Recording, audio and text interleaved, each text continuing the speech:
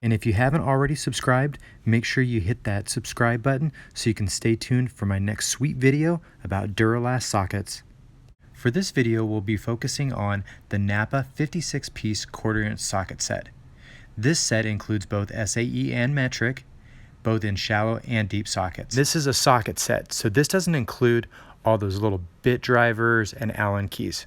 So let's get to looking at some tools. So we have our quarter-inch ratchet, a 2 and 6-inch extension, a universal flex joint, SAE in both shallow and deep from 13/16 to 9/16, and we have Metric, and this is where the set really shines because it comes in at 4mm and goes all the way to 15mm.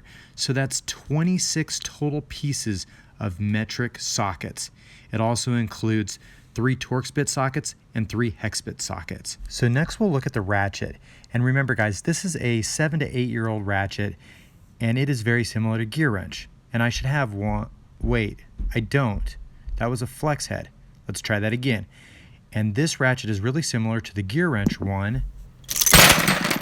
And actually guys, I don't have a quarter-inch GearWrench.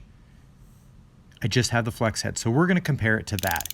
So as you can see, the stampings and markings, the lever, the switch, they're exactly identical to GearWrench. And you can see them side by side. The depth is the same with the socket on. I mean, they're the same length.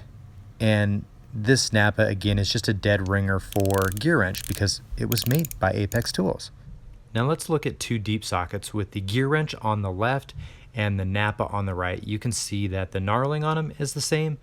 The detents, they're the same, and you can see that we have the broaching, it's shallow, and all the cutouts look the same. Now let's look at some shallow sockets, and again, this one I switched it up a little bit. Napa's on the left, GearWrench is on the right.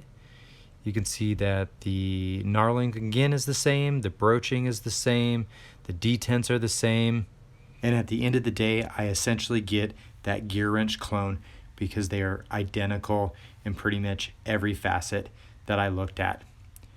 I really do like GearWrench. I do like Napa's upper tier. I haven't had any problems with any, assuming that I give them a try, listen to what other people are saying, and what my coworkers have thought or tried with their products. So I appreciate you tuning in, and if you made it this far and you're not already a subscriber, you'll want to make sure that you subscribe so you can catch my Duralast video that's going to be coming out soon. As always, work smarter, not harder.